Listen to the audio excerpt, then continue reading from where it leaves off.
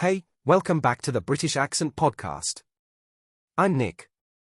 And I'm Emily. Today's episode is one of those conversations that might really shift how you see your English journey.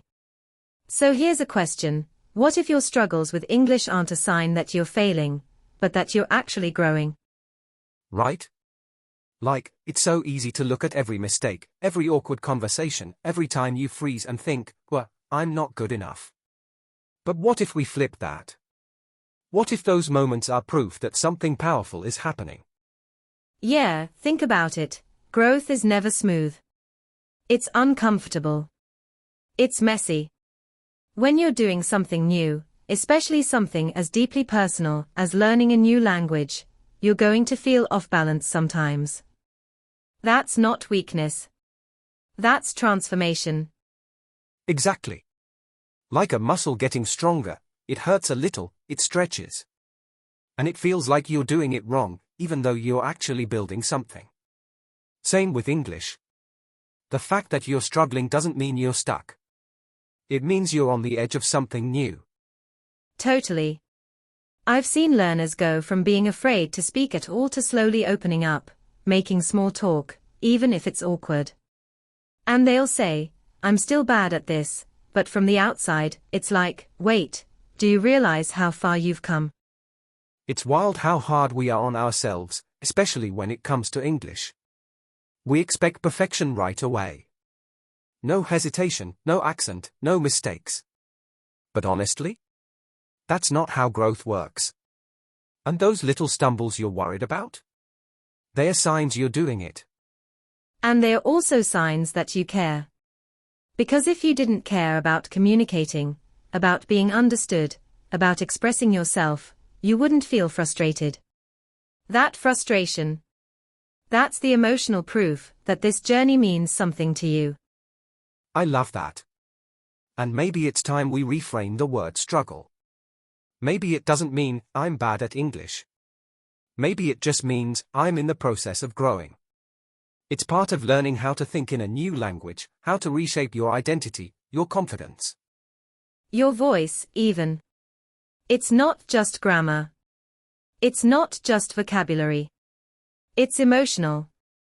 It's vulnerable. And yeah, it's hard. But sometimes hard means meaningful. And when it's meaningful, it's worth sticking with, even when it's messy. Maybe especially when it's messy. So if you're feeling stuck, overwhelmed, or like you're just not getting it, pause. And ask yourself, what if this is what growth feels like? What if you're exactly where you need to be? That's the thing nobody tells you, right? That real progress often doesn't feel like progress at all. It doesn't come with a gold star or a perfect sentence. Sometimes it looks like sitting in front of a blank page, not knowing what to write. Or replaying a conversation in your head and thinking, why did I say that? But those are signs you're reflecting, learning, caring enough to want to do better. Yes. And can we talk about how easy it is to compare yourself to others? You hear someone speaking fluently, and suddenly you're like, why can't I do that yet? But you don't know their background, how long they've been practicing, or how many silent battles they've fought to get there. Exactly. We see their highlight reel and compare it to our behind the scenes. And the truth is, everyone who sounds fluent has had those low confidence days. They've made embarrassing mistakes. They've felt invisible. They've wanted to give up. But they didn't. And that's what matters. Not how perfect your English is, but that you keep showing up. Keep trying. Keep putting yourself in spaces where growth can happen, even if it's uncomfortable. Especially when it's uncomfortable. Sometimes we think learning a language is about mastering skills. And it is, sure. But it's also about healing. About rebuilding trust in yourself. Learning how to talk kindly to yourself when you mess up. About saying, hey, I'm not perfect. But I'm still showing up. And honestly, if you're listening to this podcast, that already says a lot about you. You care. You're investing in your growth. You're building something no one else can see yet, but it's there. Inside you. Taking root. So yeah, maybe the next time you feel stuck, or slow, or frustrated, ask yourself, is this struggle actually growth in disguise? Because it might be. And even if it doesn't feel like it yet, it probably is.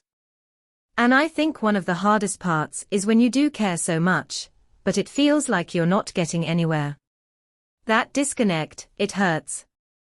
You feel like all your effort isn't showing results, and that's when the doubt creeps in. But those are actually the most important moments. That's when your resilience is being built. Absolutely. It's like learning a new muscle. You don't see it growing right away, but if you keep working it, it gets stronger. And your English journey is the same. Every time you stumble through a sentence or hesitate before speaking, you're actually training yourself to be braver. To be more present. To show up for yourself. And also, those tough moments make your progress more meaningful. Because when you finally express yourself clearly, or understand something that used to confuse you, it hits different. You feel the victory. It's not just technical improvement, it's emotional healing too. Right. It's not just, yay, I understood the grammar.